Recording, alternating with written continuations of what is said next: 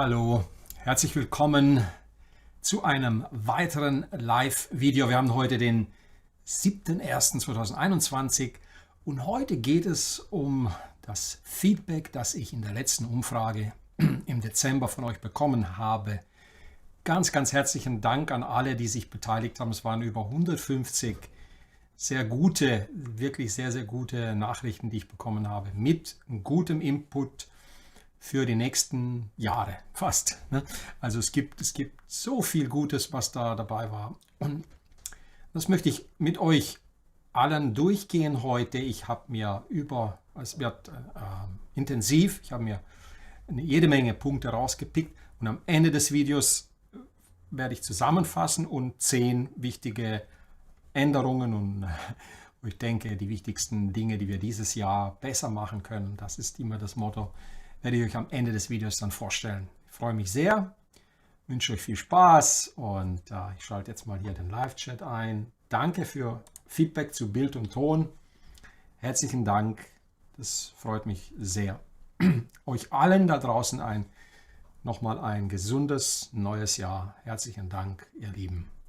Wünsche mir jetzt schon viel Freude mit allem, was wir dieses Jahr machen, mit der Gitarre und mit der Musik, über die wir heute reden werden. So, ich fange jetzt an. Ich habe jede Menge Sachen. Und wenn mir jemand von euch helfen will, ich habe ja das Angebot schon gehabt, Videos zu indexieren, das wäre einer der allerwichtigsten Punkte der Arbeit in diesem Jahr. Es kann also locker Monate, Jahre dauern. Viele der Videos sind schon indexiert mit Zeitstempeln, wo man dann genau weiß, wo man zu welchem Thema springt. Und mit der neuen Datenbank, die wir jetzt auf der Webseite haben, dieser Excel-Tabelle, wo ich hoffe, dass jeder oder die meisten sie verwenden können, könnt ihr dann schon sehr, sehr gut zwischen den ganzen Sachen hin und her springen und wisst dann, wo ihr als nächstes hin könnt. So, jetzt gehe ich auf die... Ich sage euch gar nicht die Zahl, weil sonst hauen mir ein paar von euch ab. 100. Ich gehe jetzt zügig durch diese 100 sehr guten Themen, die ich hier habe und werde zu allen ein bisschen meine Gedanken äußern. Und bitte bleibt dabei. Ich glaube, es ist sehr interessant. Und dann die Zusammenfassung am Ende. Ich denke mir, das wird gut sein. Also, vor allen Dingen ging es in der Umfrage darum, dass ich bestimmte Dinge, die ich die letzten Jahre gemacht habe, optimieren möchte und besser machen möchte. Sodass wir alle wirklich mehr davon haben. Und ich gehe jetzt auf einige Punkte ein. Viele sind sozusagen redundant, die wiederholen sich. Und wenn es zu einer Wiederholung kommt, werde ich dann dazu auch noch was sagen. Okay. Punkt 1. Eine Live-Stunde pro Woche wäre auch gut. Und da bin ich jetzt auch bei dir. Jede Stunde muss ja auch erarbeitet und verarbeitet werden. Dazu sage ich mehr gegen Ende des Videos, wie ich das dann handhaben werde. Ich wünsche mir bei den Videos eine Einordnung, für welches spielerische Niveau das jeweilige Video passend ist. Dies ist, hoffe ich, durch die Datenbank, die wir jetzt haben, besser geworden. Okay? Das denke ich, das ist auch am meisten aufgetaucht. Es wird einige Male von mir wiederholt. Und eine verbesserte Suchfunktion, das ist ein weiterer Punkt, um gezielt Inhalte aus den Videos herauszufinden. Dann der nächste Punkt, der durch die Datenbank besser werden wird mit der Zeit, ist das Setzen von Timestamps. Das hilft enorm, im Video an die richtige Stelle zu springen. Da arbeiten wir dann und es geht dann gerade so weiter, von Punkt zu Punkt eine Art Indexverzeichnis zur Verfügung stellen, wo man für ein bestimmtes Thema eine Liste mit Suchergebnissen findet. Da sind wir dran. Das wird sich im Laufe des Jahres wirklich bessern, auch über die Webseite und über diese Datenbank. Eine andere Bitte war, andere Tutoren auf YouTube zu empfehlen, speziell zum Thema Songs. Da werde ich auch mal ein Video drehen und mal das durchgehen. Ich denke da an Justin Guitar, ich denke dann an den Karl mit seiner 365 Songs. Das sind zwei sehr, sehr gute Anbieter und im englischsprachigen Raum ist im Sinne von Fair Use, was jetzt Song-Tutorials angeht, wesentlich mehr möglich wie bei uns. Und dann kann man dann sicher, aber es ist halt in Englisch, aber da kann man einiges empfehlen und ich werde sicherlich auch mehr in dem Bereich machen in der nächsten Zeit. Das habe ich mir fest vorgenommen. Ja, also diese Geschichte mit der Suchfunktion und der Datenbank, das ist etwas ganz Wichtiges und das werden wir dieses Jahr ganz klar abarbeiten. Dann die Bitte, Videos mit Schülern, denen Horst Live-Gitarrenunterricht gibt und die in regelmäßigen Abständen stattfinden. Das mit dem Live-Unterricht ist in diesem Jahr etwas komplizierter, weil wir immer noch voll in der Pandemie drin stecken. Und ich finde die Idee auch gut, aber der Schüler muss natürlich auch bereit sein, live vor der Kamera mit mir zusammen das zu machen. Ich würde das sehr gerne machen und wenn der eine oder andere von euch im Laufe dieses Jahres, je nachdem wie die Situation ist, das mit mir gemeinsam machen möchte, soll er sich bei mir melden und ich werde dann ihn in eine Liste eintragen und das abarbeiten. Es sind einige Kandidaten wie der Rainer Zackel oder der Jörg. Der Jörg, der Liebe, der sicher hier bei mir einmal dieses Jahr Präsenz zeigen muss, sodass wir dann live gehen können.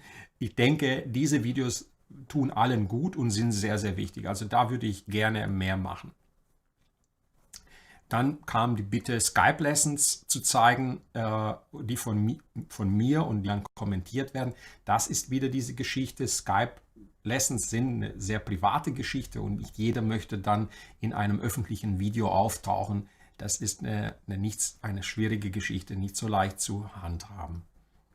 Dann wieder der nächste Punkt. Frag-Horst-Reihe, die Fragen und Antworten in einen Knowledge Base zur Verfügung stellen. Am Ende des Videos werde ich das zusammenfassen. Daran werden wir arbeiten. Und dann wird die Frag-Horst-Reihe im Laufe des Jahres sich verändern zu einer Themenreihe, wo ich ein ganz bestimmtes Thema vorgebe, über das wir dann in Form der Schwarmintelligenz miteinander diskutieren werden. Ich denke, das wird sehr interessant. Auch ein Punkt, der sehr oft kam, ich würde mir für die Zukunft mehr Akustikgitarre wünschen. Das habe ich mir fest vorgenommen. Die Akustikgitarre wird präsenter sein in diesem Jahr, auch mit Liedern. Ich weiß, da kann man sehr, sehr viel Gutes tun. Nächster Punkt war dann, ich würde mir einen umfangreichen, reinen Blues-Kurs mit allem drum und dran, Akkordvarianten, Turnarounds, Beginnings, Endings, Blues Licks, Repeating Licks, ein sehr, sehr guter Punkt, der ist von mir gehighlightet hier in meiner Liste. Und den kann ich jetzt schon sagen, den werde ich dieses Jahr angehen. Dann mehr zum Thema Akustikgitarre. Ich gehe jetzt durch alles sehr schnell durch, sodass dass das Video heute auch nicht zu lang dauert, aber es wird länger gehen. Mehr zum Thema Akustikgitarre in Richtung eines Kurses. Das hat Potenzial für die nächsten Jahre. Dann die Bitte, dass man erwähnen sollte, auch im Stehen zu üben. Das mache ich jetzt hiermit. Also die Bitte erfülle ich. Bitte übt auch mehr im Stehen, denn das ist dann für viele eine große Überraschung, wenn man mal 1-2 Jahre schon Gitarre immer im Sitzen geübt und gespielt hat und wenn man dann zum ersten Mal im Stehen mit einem Gurt übt. Ich rate euch, das zu beherzigen. Ein sehr, sehr guter Tipp. Also viele Tipps heute, die könnt ihr euch auch notieren und beherzigen. Das Lied am Ende nochmal komplett durchspielen nach einem Song-Tutorial zum Mitspielen und auch manchmal zum Verstehen. Keine schlechte Idee. Dann ein Punkt, der sich durchzieht durch die Bitten und auf den ich auch dieses Jahr sehr stark eingehen werde. Und zwar mehr Theorie, Harmonielehre würde ich mir wünschen. Vielleicht würde ich dann auch wieder Unterstützer werden. Das ist doch schön. Ja, solch Feedback gefällt mir. Also in diesem Sinne werde ich sicher auch dieses Thema angehen. Am Ende des Videos fasse ich das nochmal zusammen. Dann schreibt mir, viele waren sehr, sehr positiv für mich, die besten Technikübungen. Und dann der Kommentar, auch wenn ich sie oft verfluche und dann hinterher, mach bitte weiter so. ich weiß, dass die Technik bei mir einen sehr hohen Stellenwert hatte in den letzten Jahren und auch beibehalten wird. Und das ist somit das Anstrengendste, was man übt, weil es sehr wiederholend ist. Aber die Ergebnisse sind halt damit sehr, sehr hoch. Also die besten eigentlich, wenn es um das Thema Gitarre spielt. Und eine Sache, die uns unser Leben lang begleitet. Ja. So, jetzt mal gucken. Ja, jetzt auch ein Punkt, bei dem ich reflektiere und dann ändern werde. Etwas weniger zackige Vorspielbeispiele, denen ein Anfänger kaum folgen kann. Dann aber auch behalte deine direkte, sympathische Art, das zieht mit. Da sage ich dann auch noch vielen Dank dafür. Ne? Das mit den zackigen Vorspielbeispielen, das werde ich mir zu Herzen nehmen und das werde ich in diesem Jahr einbremsen. Sicher werde ich auch mal mit Backing-Tracks spielen und dann mal feuerfrei, aber das ist dann ein anderes Thema. Aber wenn es darum geht zum Vorspielen, werde ich das auch umsetzen. Eine andere sehr, sehr nette Geschichte. Vielleicht könnte Horst ja mal eine Late-Night-Show ab 20 Uhr oder noch später anbieten, um zu schauen, ob da vielleicht auch noch mehr Zuschauer sein werden. Ich würde das mal machen, warum nicht? Vielleicht fällt mir da die ein oder andere Challenge ein, die wir auch in die Abendstunden verlegen können. Ich habe ja mal ein Video gedreht, 5 Stunden mit der Üben in der Pentatonik. Oder ich glaube, es war in der Durtonleiter. Dann könnte man ja so eine Challenge auch mal machen. Mal gucken, wer dann dabei ist. Auch etwas, was sich wiederholt. Tests im unteren, mittleren Preissegment. Das würde mehr interessieren auch, denn nicht jeder will gleich 800 bis 1000 Euro ausgeben für eine Gitarre oder ein Produkt wie jetzt beispielsweise ein Helix. Ne? Nehme ich mir zu Herzen und werde verstärkt danach suchen. Zu dem Thema Testen möchte ich auch noch was sagen dann später und warum ich das so handhabe. Mehr Interviews mit Musikern und Kollegen, das habe ich auch vor, aber es ist Pandemiejahr, also ich muss da Rücksicht nehmen. Was ich anders machen würde, jetzt kommt ein Punkt, den ich nochmal auch erklären muss, weil ich habe ja auch wirklich um Kritik und Feedback gebeten. Was ich anders machen würde, ist die Schaltung von Werbung auf YouTube. Darauf würde ich vollkommen verzichten. Nun, ich verstehe jeden, den Werbung nervt. Mich nervt sie genauso. Und um dieses Thema definitiv ein für alle Mal abzurunden, werde ich es immer wieder wiederholen. Es gibt seit Jahren für jeden Browser Werbeblocker.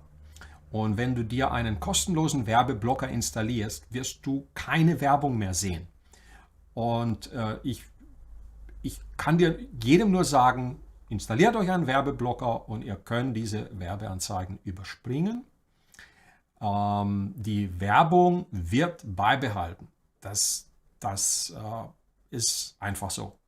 Und das muss ich auch nicht rechtfertigen, denke ich, bei allem, was ich mache, was natürlich frei verfügbar ist. Du kannst jedoch die Werbung ausblenden. Einfach Adblocker oder Werbeblocker eingeben und bitte auch verwenden. Ich verwende diese Apps auf allen Geräten seit Jahren. Okay?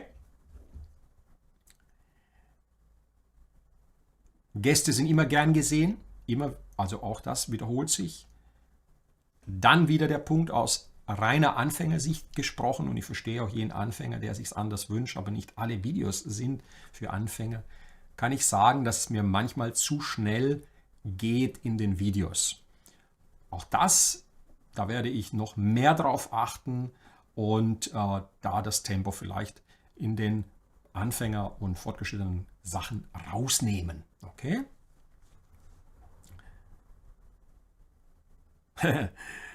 Gut. Mehr Song-Tutorials für beginnende Fortgeschrittene werde ich machen. Und kompaktere, kürzere Online-Sessions. Ja, das wird sich auch ändern. Das war ein sehr gutes Feedback.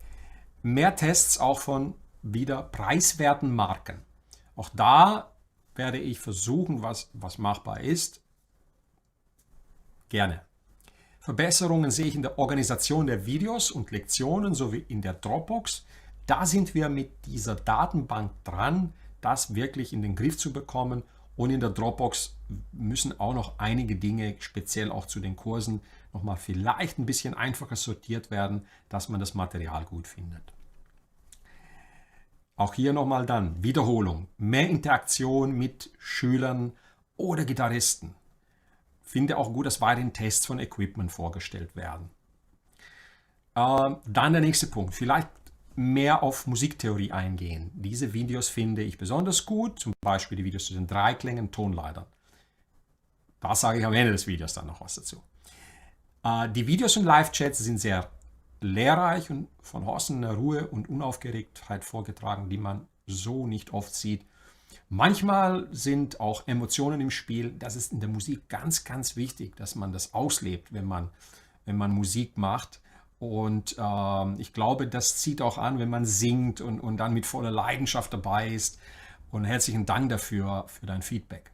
Jeder weiß, glaube ich, wer mir das geschrieben hat. Ne? Auch wieder, manchmal gehen mir die Erklärungen etwas zu schnell. Ja, Tempo rausnehmen, bleibt nichts anderes. Ja. Einen Teil 2 des 30-Tage-Gitarrenkurses aufbauend auf Teil 1 mit mehr Tiefgang, vor allen Dingen die letzten Tage zur Akkordbildung, Musiktheorie und Intervalle. Es wird was in der Art kommen, erkläre ich später. Inhaltsangaben wären bei einigen der Videos hilfreich, etwa im Untertext auf YouTube oder abgelegt auf deiner Webseite für Supporter. Die Datenbank ist online, wird aktualisiert, die Indexierung der Videos wird stattfinden und wir werden dranbleiben.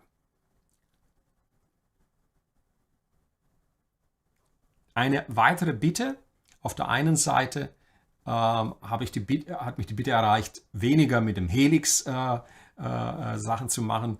Auf der anderen Seite wäre es super, wenn du es schaffst, für alle Helix Preset und Snapshots noch Soundbeispiele einzuspielen, dass man sich vor dem Kauf anhören kann.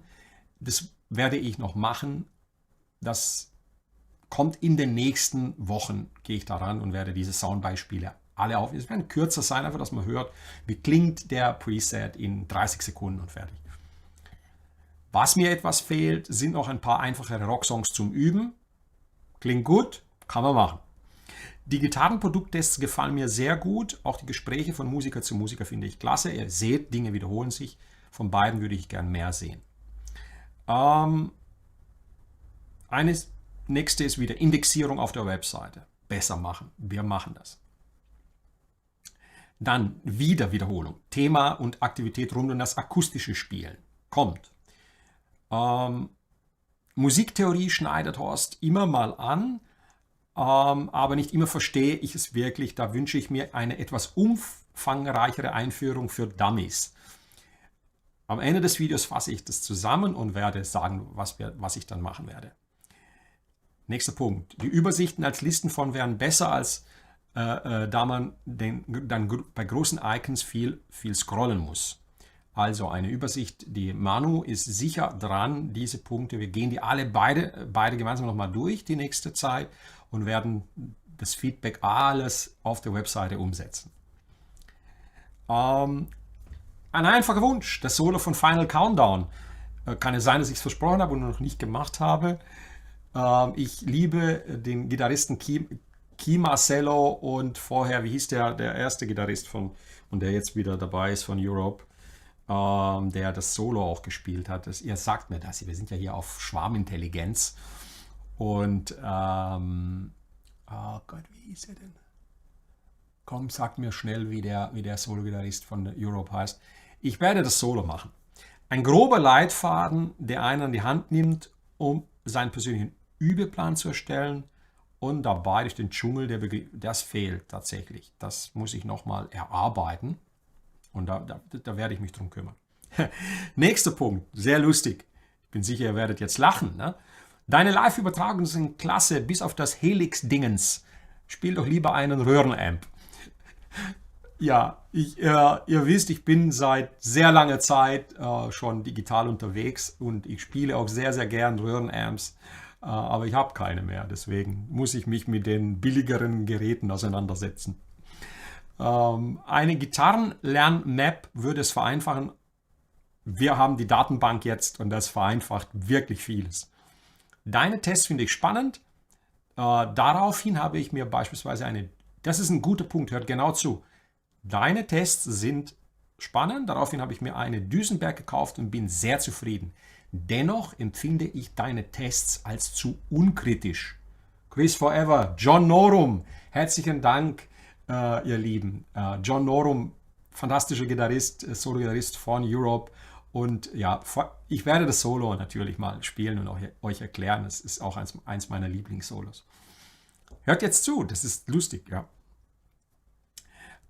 Dennoch finde ich deine Tests als zu unkritisch. So, lass mir das so erklären.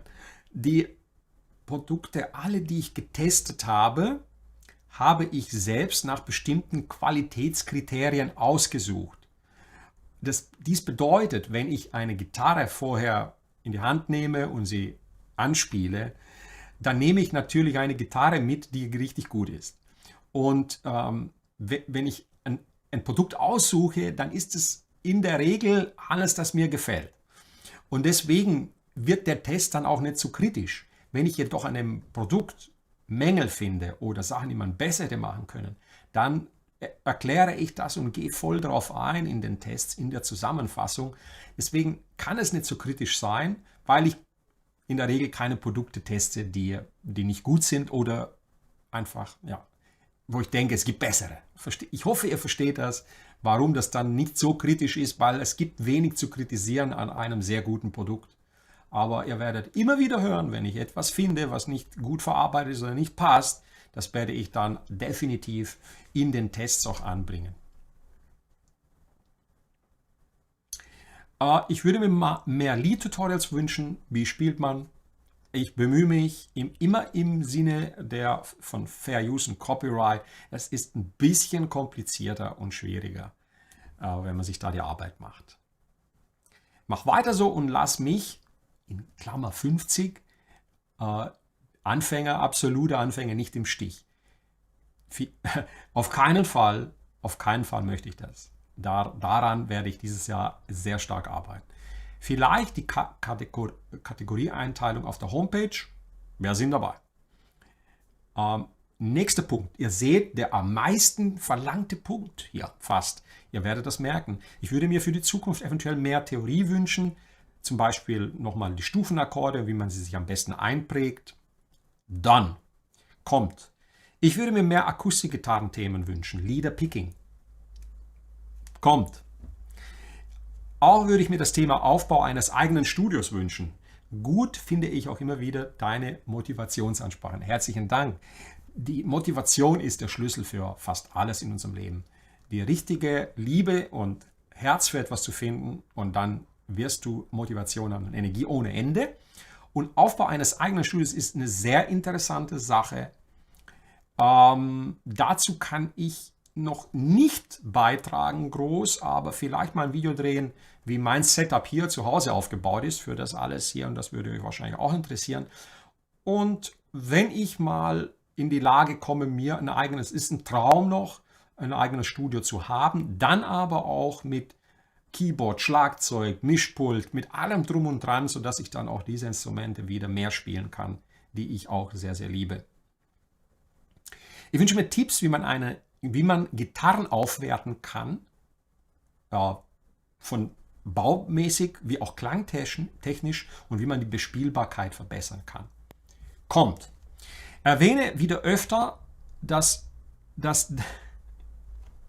ist lustig jetzt, pass auf. Erwähne wieder öfter, dass dein Follower, dass dein Material hier, dass du deine Arbeit, dass es kostenlos ist und dass sie doch dich unterstützen sollten. Also jetzt habe ich es gemacht. Wenn du noch kein Unterstützer bist, lade dich herzlich ein.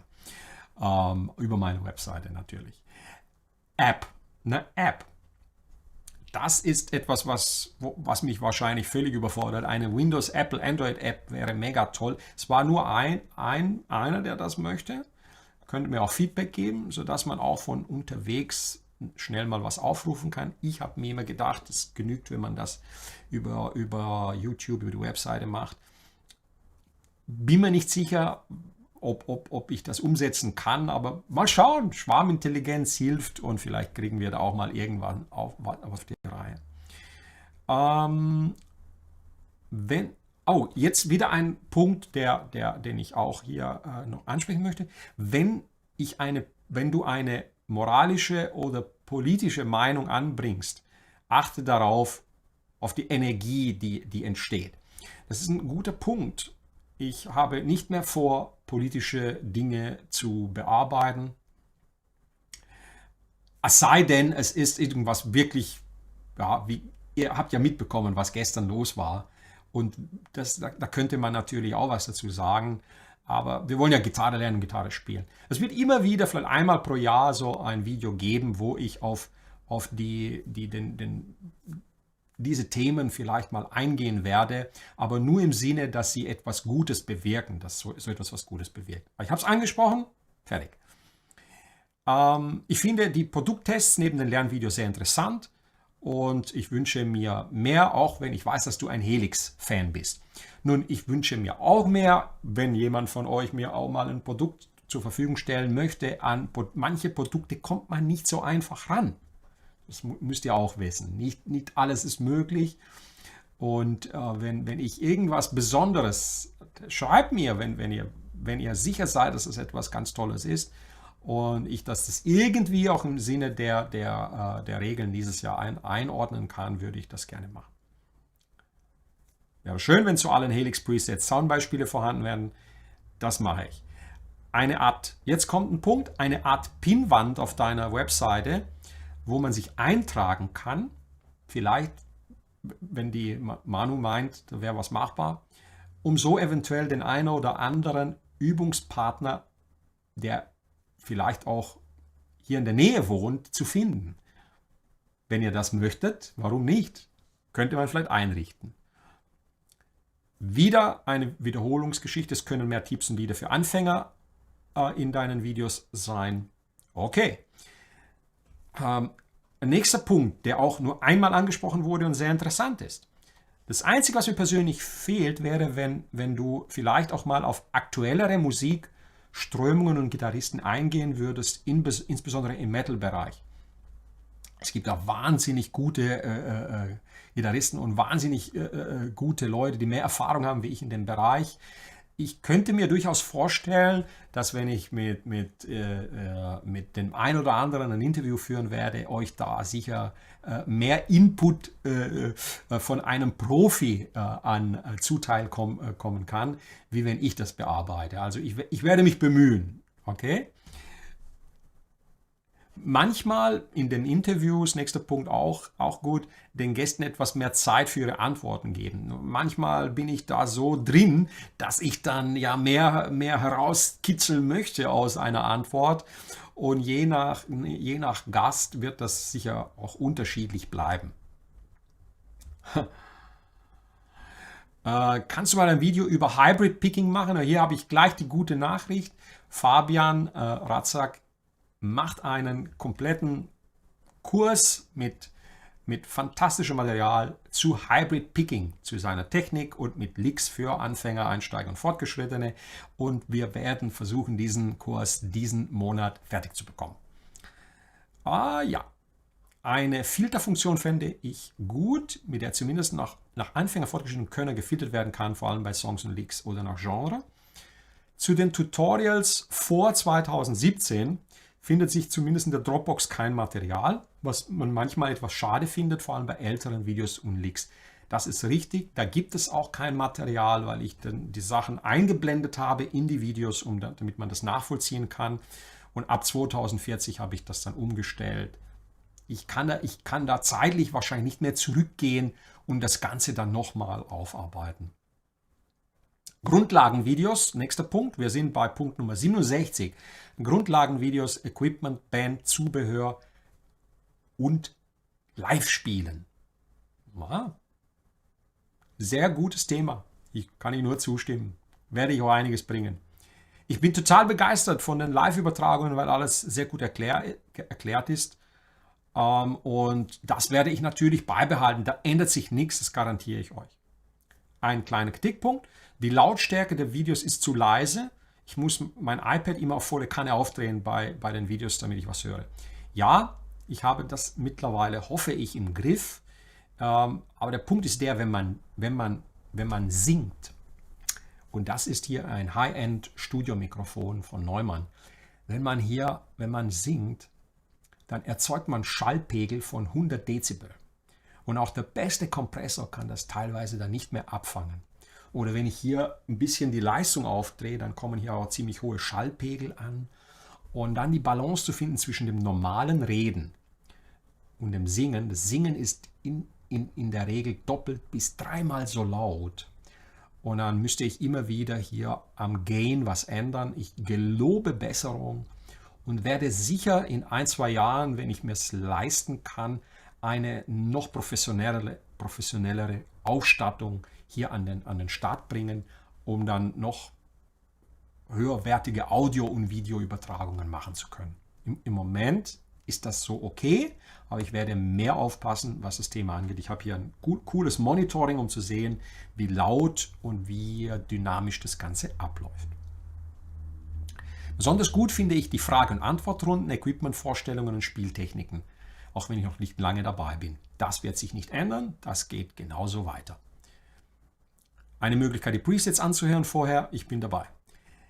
Gerne mehr Song-Tutorials und Improvisationsideen, bin dabei. Dann ein Punkt, den wir bearbeiten werden, Manu und ich, auf der Webseite, die Forenthemen etwas verkleinern. Es gibt zu viele Unterthemen, die nicht so häufig benutzt werden. Ich finde, das ist ein guter Tipp und das könnten wir auch umsetzen. Ich fände es toll, wenn etwas mehr zum Thema Materialkunde bringen würde. Das heißt, Saiten richtig wechseln, Hals einstellen, Tonabnehmer einstellen, Gitarrenpflege und so weiter. Kommt alles dieses Jahr. Da kümmere ich mich ganz gezielt drum und werde euch das so gut wie möglich, wie es mir möglich ist, zeigen und erklären. Nächster Punkt ist wieder, für mich sind die Beispiele in den von Horst gespielten Videos manchmal viel zu schnell. Wenn man seine Finger sieht, ist oft gar nicht zu erkennen, welche Seiten er anschlägt. Das ändert sich, da gelobe ich Besserung und das wird garantiert dieses Jahr anders aussehen. Mehr Erklärungen, wie man Equipment einsetzt. Ein paar Guitar Pro Files zum Aufwärmen erstellen. Klingt gut. Habe ich glaube ich noch nicht gemacht, aber doch im Grundkurs habe ich da schon einige gemacht. Ne? Wieder mehr Song-Tutorials. Ich verstehe das Bedürfnis. Ich versuche da hier mein Bestes zu geben. Vielleicht etwas weniger über den Line 6 Helix berichten, da nicht jeder Gitarrist das Gerät benutzt. Ich benutze es halt rund um die Uhr, einen halben Tag manchmal. Und deswegen habe ich da eine gewisse Expertise. Also da müsst ihr bitte Verständnis oder solltet ihr ein bisschen Verständnis aufbringen, dass ich ab und zu da mal wieder was bringen werde. Okay? Deine Produkttests finde ich super. Ich würde mir mehr Tests im mittleren Preissegment wünschen. Wünsche ich mir auch. Und das mit guten Produkten. Ich werde das umsetzen. Vielleicht auch einmalig hier, auch ganz nett, vielleicht neben YouTube mal eine andere Plattform wie Twitch ausprobieren. Oh, für mich war das mehr so eine Spieler-Gaming-Szene, die sich dort auslebt und mehr Gewinnspiele mit dem Augenzwinkern. Mal schauen, was machbar ist. Warum nicht? Auf Twitch, ich weiß nicht, was die Zukunft bringt. Ich weiß es nicht. Mal schauen, wie sich alles entwickelt. Wieder der Punkt, etwas mehr zur akustischen Gitarre. Vielleicht, sehr interessant jetzt, mal einen versierteren Gast zum Thema Fingerstyle einladen. Ich kenne da tatsächlich den einen oder anderen und werde mir das zu Herzen nehmen. Die Live-Übertragungen von Horst sind ausgezeichnet. Herzlichen Dank. Bin fast immer dabei. Je nach Thema sollten sie zwischen 30 und 60 Minuten liegen. Da sage ich am Ende noch was dazu. Und bei interessanten Gästen gerne auch länger. Okay. Als Wissensarchiv schreibt mir jemand, ist Facebook meines Erachtens nicht geeignet. Leider sind jedoch viele auf Facebook unterwegs. Das hat sich so in den letzten Jahren etabliert und Foren werden wieder von anderen besucht, die da mehr auf diese Wissensgeschichte Wert legen. Und ich denke, da eine Balance zu finden, das ist in der heutigen Zeit nicht einfach. Ich finde deine Interviews zum Beispiel mit Thomas Blug und anderen richtig toll. Davon noch mehr wäre echt super. Habe ich vor. Das Wichtigste, danke für diesen Punkt. Das Wichtigste, den Qualitätsstandard und die menschliche Art und Weise auf diesem hohen Niveau beibehalten. Ich habe nichts anderes vor. Wenn ich was verbessern kann, werde ich es tun. Das eigene Forum mit mehr Leben ausstatten. Facebook ist nicht jedermanns Sache. Schwierig. Wir können es versuchen. Zu Beginn eines Videos aufzeigen, was die einzelnen Gruppen wie Einsteiger, fortgeschrittene Profis zu erwarten haben. Das ist eine gute Sache. Klar aufzeigen, welche Übungen nötig sind, um dem Ziel näher zu kommen. Gutes Feedback. Vielleicht auf der Homepage, das werde ich mit Manu besprechen, direkt auf der ersten Seite die neuesten News mit Links und etc. weiter oben platzieren, dass man das sieht. Das ist die neueste News oder die neueste Übungen. Und das Forum könnte man optisch etwas schöner gestalten. Auch wieder ein Punkt. Ich bin Anfänger und manchmal gibt es eine Lektion in der Reihe vorkommt, wo gesagt wird, das brauche ich euch nicht zu zeigen, das könnt ihr. Wobei zeigen durchaus angebracht wäre. Okay, ich versuche die Balance zu finden zwischen was man zeigt und 100-mal schon wiederholt hat, das ist nicht so einfach. Ich bin da so in der Zwickmühle.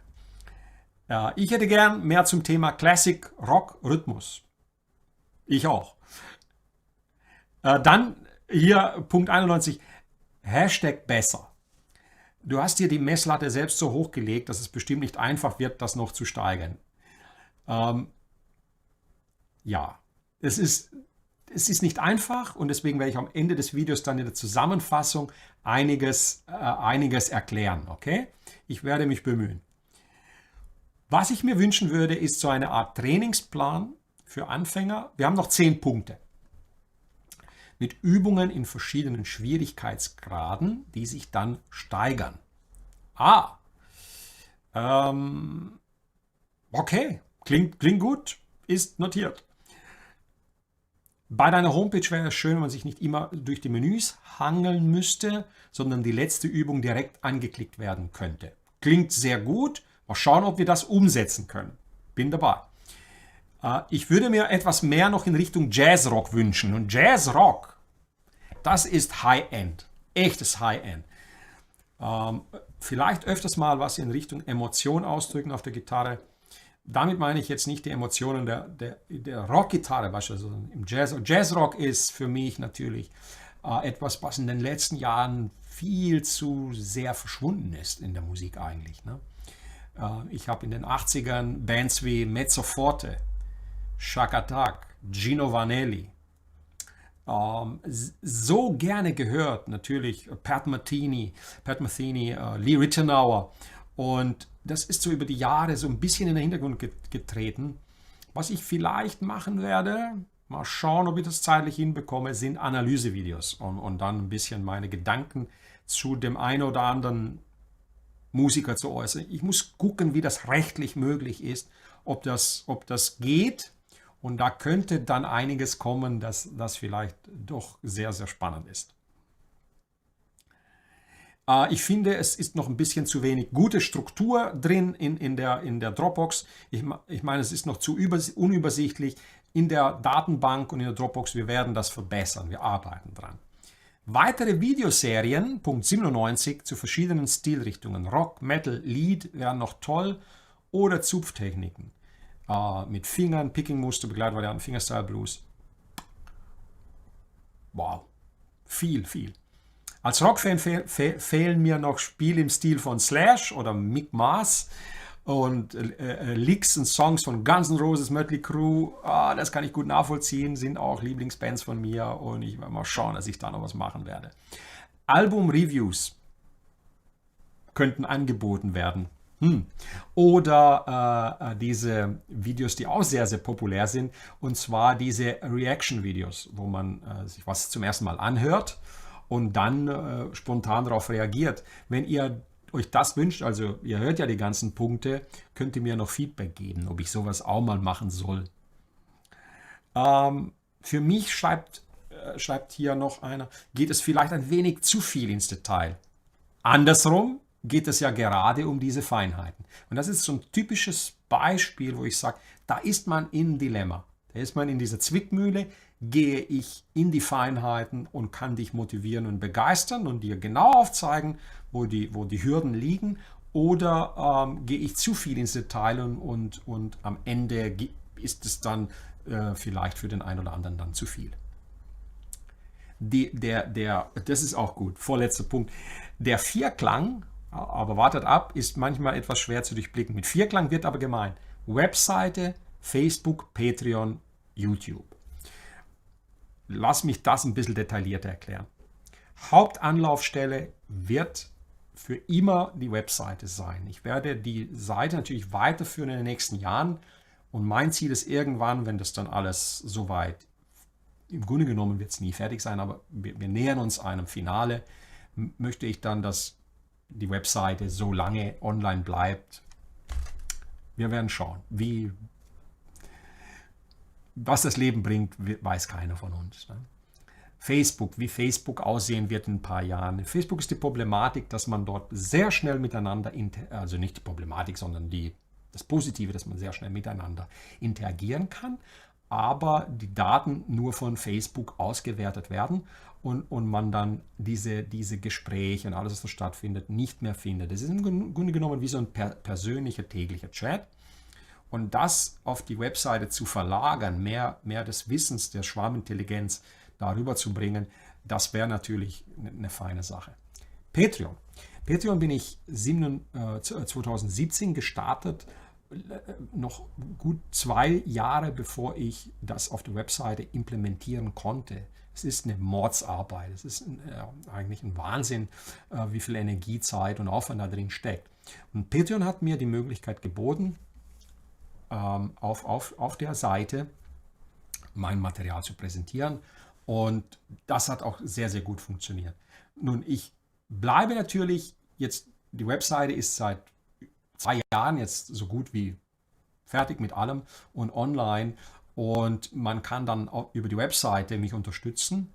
Ich habe aber Patreon beibehalten. Ich bin nicht jemand, der dann sagt, Menschen, die auf Patreon unterwegs sind und das gut finden, die will ich nicht mehr haben und ich ziehe jetzt alles über auf die Webseite. Mit der Zeit wird es diesen Transitionseffekt geben. Und da ich ja hunderte Videos auch online habe, wo ich auch Patreon, über Patreon gesprochen habe und meine Links dort verteilt habe, lasse ich das dann noch. Ich denke, der Umschwung ist geglückt auf die Webseite und Patreon bleibt noch eine Weile. Wie lange, das weiß ich nicht, aber deswegen ist dieser Vierklang schwer zu durchblicken für den einen. So, wenn du jetzt neu dabei sein möchtest und das Projekt unterstützen möchtest, ist die Webseite auch für Deutsch natürlich die absolut richtige Geschichte. Patreon ist noch in Englisch. YouTube, klar, auf YouTube werden die Videos hochgeladen und machen wir hier diese Live-Geschichte und den Live-Unterricht. Und das ist, hoffe ich, eine Plattform, die uns noch sehr, sehr lange erhalten bleibt. So, das war es. Bin so gut wie, ich habe, glaube alle Punkte durch, es waren über 100. Und jetzt gucke ich kurz in den Chat rein. Hoffe, es war für jeden ein bisschen was dabei, jeder hat sich angesprochen gefühlt. Und dann gehe ich zu meinem Fazit über, was die 10 wichtigsten Punkte für mich sind dieses Jahr. Okay, ihr Lieben, herzlichen Dank für die Spenden, die hier reingekommen sind. Oh, danke, Jam-Ecke. Herzlichen Dank, herzlichen Dank. Und danke an euch. Ganz, ganz liebe Grüße. Vielen, vielen Dank. Willi, ganz liebe Grüße. So. Ja. Ich freue mich immer wieder, wenn wir uns gegenseitig helfen. Es ist ganz wichtig, dass ihr dass ihr euch austauscht und wenn euch zu dem, was ich gesagt habe, noch was einfällt, dann schreibt es bitte unter dieses Video. Bitte, bitte, hilft uns besser zu werden. Schreibt das unter dieses Video. Das ist das Motto, Hashtag besser, das kommt noch in den Titel rein und bitte, bitte, hilft uns.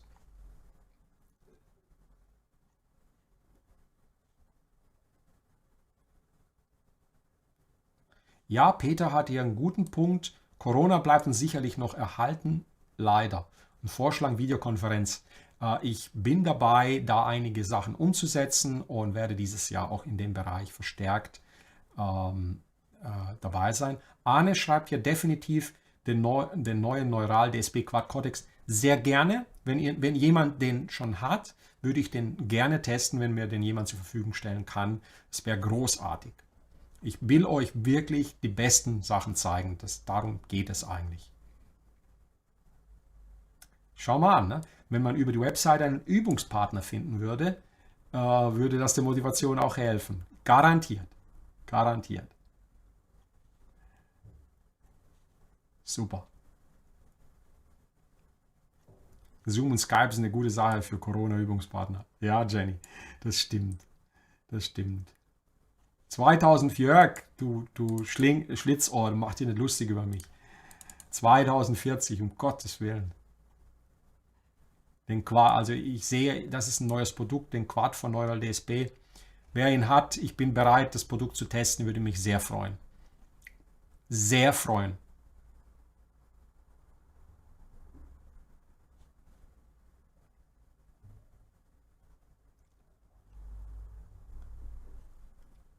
Hubert Hamburger. Ich finde die Malmsteen-Übungen echte Hammer. Ja, ich werde immer wieder auch High-End-Übungen bringen. Das macht Laune. Dem stimme ich zu. Danke, ihr Lieben. Dankeschön. Also gut, alles gut soweit hier. Vielen, vielen Dank. Super. Okay, klasse, klasse, klasse. Danke, danke für euer Feedback. Okay, jetzt kommen wir auf die 10 Punkte, die ich mit euch besprechen möchte. Und die sind jetzt nicht in einer ganz klaren Reihenfolge. Aber das ist jetzt für mich so das, was unter dem Hashtag besser dieses Jahr stattfinden wird. Sagen wir es so, gehen wir ran. Punkt 1. Ich habe mir lange überlegt über die letzten Wochen und Monate, wie ich das machen soll und habe mir vorgenommen, live eventuell, ich werde sehen, wie ihr mit mir kommuniziert, was machbar ist. Vor allen Dingen ein Thema habe ich noch am Ende, das ich noch besprechen möchte. Live einmal pro Woche. Und dann gleich in den anderen Punkten, damit ihr versteht, wie es dann weitergeht. Wobei live bedeutet aber, wenn ich es nur einmal pro Woche mache, dass ich trotzdem Live-Gespräche aufzeichnen werde und die dann hochladen werde. Also live, ich muss das sehen, die Energie, die Konzentration, der Verbrauch an mentaler und körperlicher Energie ist sehr, sehr hoch. Und ich muss sehr schauen, wie sich das jetzt entwickelt dieses Jahr. Nächster Punkt. Videos werden kürzer und knackiger, jedoch in manchen Bereichen auch langsamer in der Erklärung. Das ist etwas, was ich ändern werde und was ich mir fest vorgenommen habe. Der nächste Punkt ist praktische Anwendung von Musiktheorie für Gitarre. Das ist diese Geschichte, die immer so lustig klingt, wenn man sagt, Musiktheorie für Dummies. Ja, das ist ja nichts Schlimmes. Wir sind alle in vielen, vielen Bereichen noch lernfähig. Und da werde ich wirklich versuchen, es so in meiner Art so einfach und gut wie möglich auf den Punkt zu bringen. Das bringt mich dann gleich auf den nächsten Punkt, Nummer 4. Eine Videodatenbank, die ich starte dieses Jahr für euch. Eine Art Wiki. Ich nenne es aber Wissensdatenbank. Das werden 100 plus Videos sein. Ich erarbeite mir das im Laufe des Jahres, diese ganzen Punkte. Das beginnt dann, wie gesagt, mit eine Wissensdatenbank mit der Einstellung der Gitarre, wie der Pflege des Instruments, Einstellung von Sound, all diese Themen, die einen in einer Datenbank interessieren, die immer wieder als Fragen auftauchen. Und die sind eigentlich immer die gleichen Fragen, sodass ich aus der grundsätzlichen Frage-Antwort-Runde mit der Zeit aussteigen kann und über die Wissensdatenbank eure Fragen beantworte. Und dann, wenn die Frag-Horst-Runde kommt, die einmal im Monat kommt, werden wir gezielt auf Themen eingehen. Ich glaube, das ist auf Dauer besser, weil sich viele Dinge in der letzten Zeit auch wiederholt haben. Dann Punkt Nummer 5, Song-Tutorials. Song-Tutorials sind ein Thema, dem ich mich mehr mit akustischer Gitarre und Gesang widmen möchte dieses Jahr. Ihr wisst, ich bin nicht der Fingerstyler, da gibt es Menschen, die wirklich fantastisch sind. Was ich aber jedoch sehr, sehr gerne mache, ist die Begleitung mal von ganz Anfänger, ganz leicht bis zu ein bisschen fortgeschrittener von Songs und meine Tipps, wie man sie dann einzeln spielt, allein oder mit jemand zusammenspielt oder in einer Band. Und da werden einige noch kommen. Das ist aber immer wieder eine Arbeit, die richtigen Songs zu finden, im Sinne von den Regelungen, die online weltweit mittlerweile integriert wurden. Nächster Punkt. Mehr Blues wurde ich gebeten. Mehr Blues-Songs. Ich liebe Blues. Ihr wisst, das ist die Musik, die mir am meisten ans Herzen geht. Und ein Blues-Kurs, detailliert, wie ich gebeten wurde, von Anfang bis Ende mit Licks und Anwendungsbeispielen für die Praxis. Ich werde rangehen. Dann der Punkt Tests, der so oft angesprochen wurde, mehr im günstigen Bereich. Das werde ich versuchen. Es werden aber auch immer wieder Produkte dabei sein, die höherpreisig sind, die sozusagen das obere Ende des Spektrums, das, was heute an Klang möglich ist, abdecken werden. Aber ich werde auch in dem mittleren Bereich mehr und kritisch werde ich sein, wenn ich etwas finde bei den Produkten, die ich dann testen werde. Das verspreche ich euch. Nächster Punkt, klar, mehr mit Akustikgitarre, das habe ich ja gesagt. Das ist dann, Song-Tutorials werden sein mit E-Gitarre und Akustikgitarre, aber wahrscheinlich mehr mit Akustikgitarre und Gesang dieses Jahr. Das scheint sehr wichtig zu sein und da werde ich sicher das ein oder andere tolle Liedchen noch finden. Mehr Interviews, ich habe es mir vorgenommen, Gesprächspartner entweder über Zoom oder Skype zu finden und einzuladen und mehr in dieser Art ist gerade in dieser Zeit halt wohl doch die bessere Lösung und da habe ich eine ganze Liste an Menschen, die ich in diesem Jahr interviewen möchte und vor allen Dingen versuchen möchte, ein paar Sachen für uns, wenn möglich, zum Lernen neu entdecken, in diesen Interviews rauskitzeln. Ne? Okay, last but not least ist folgender Punkt. Der wichtigste Punkt jetzt, und das ist eine persönliche, den habe ich mir zum Schluss aufbewahrt, dass ich da noch mal ein bisschen im Detail mit euch reden kann. Ich denke, die moderne digitale Welt macht uns in manchen Bereichen, nicht nur natürlich macht uns die Pandemie enorm zu schaffen, aber hier möchte ich euch ein paar Dinge noch ans Herz legen. Die moderne digitale Welt macht uns, ich sage das jetzt bewusst, geistig müde und sogar krank. Und das kann so nicht weitergehen, in meiner Sicht. Ich denke, sicher der ein oder andere denkt da anders, weil er das noch nicht vielleicht so erlebt hat. Was ich mir wünsche, ist mehr Abschalten in diesem Jahr, mehr Meditation, mehr Sport, Erholung in der Natur. Und denn die moderne digitale Welt schädigt meiner Meinung nach unsere sozialen Fähigkeiten. Die psychische Gesundheit leidet, unsere Fähigkeit, uns zu konzentrieren, leidet. Man sieht die Auswirkungen im Alltag alle paar Minuten. Man sieht Menschen beim Überqueren der Straße.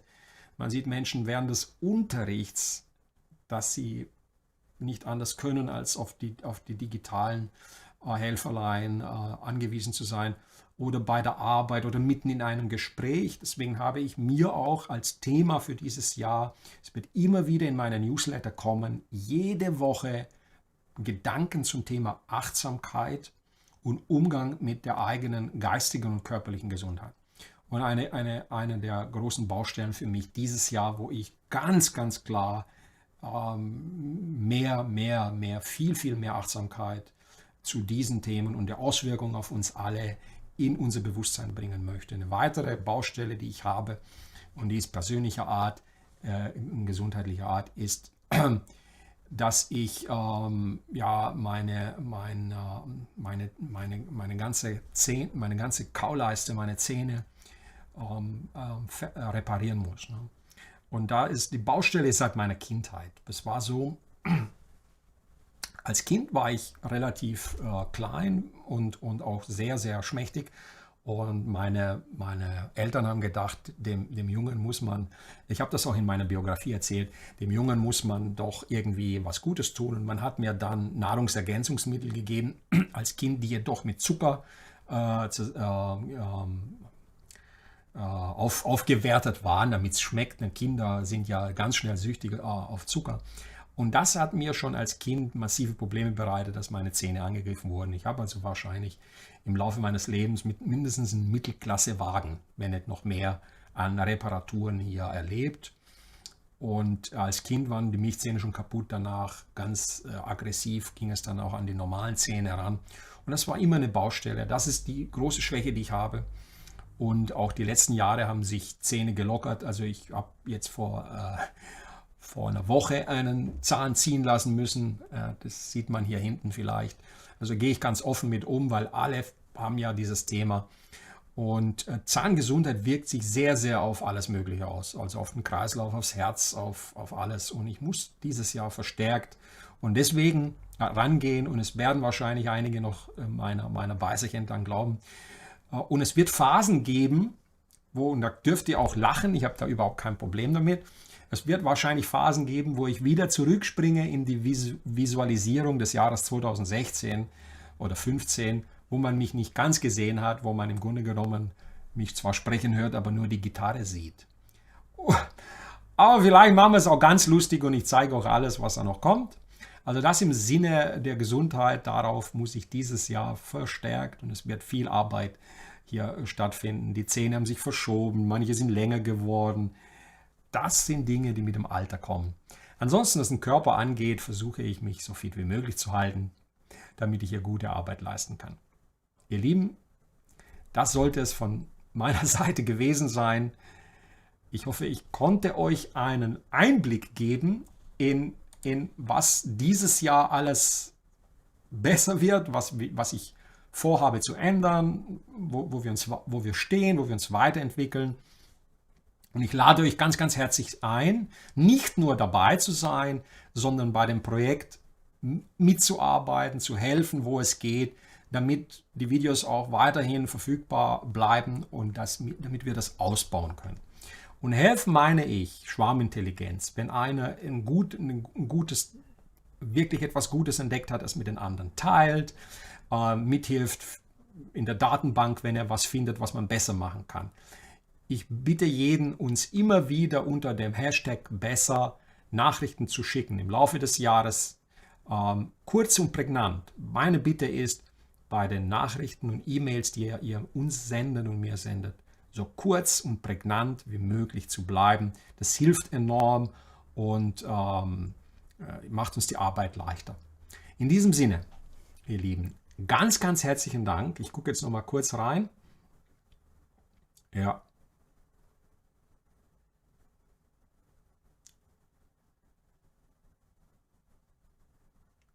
Ja, Uwe, genau. Das mit den Zähnen, ja. Dankeschön. Ja, die Balance zu halten, auch mit dem Privatleben und mit der Öffentlichkeit, das ist nicht einfach in der digitalen Welt. Da bin ich auf Mithilfe angewiesen und Ich finde euch alle da draußen ganz, ganz großartig. Ich bedanke mich nochmal ganz herzlich bei jedem von euch. Ich wünsche euch natürlich und euren Liebsten für dieses Jahr vor allen Dingen Gesundheit, dass wir viel Freude gemeinsam erleben mit der Gitarre und mit der Musik. Das ist das Motto, daran wollen wir arbeiten, daran wollen wir weiter besser werden. Okay? Danke, ich gehe jetzt offline. Wir sehen uns. Oh, der Bernd will einen neuen Motivationscast. Der hat viel Arbeit gemacht. Ich hab da einiges noch im Petto, okay? Aber wahrscheinlich in Form von Videos. Ihr Lieben, herzlichen Dank für alles, was im letzten Jahr war. Für alles, was dieses Jahr noch kommt, wünsche ich uns allen viel Spaß, gutes Gelingen, Motivation und natürlich Freude am Gitarrespielen. Herzlichen Dank. Wir sehen uns nächsten Dienstag. Bis dahin euch allen da draußen. Vielen Dank für eure Zeit und eure Energie und eure Leidenschaft. Und macht's gut.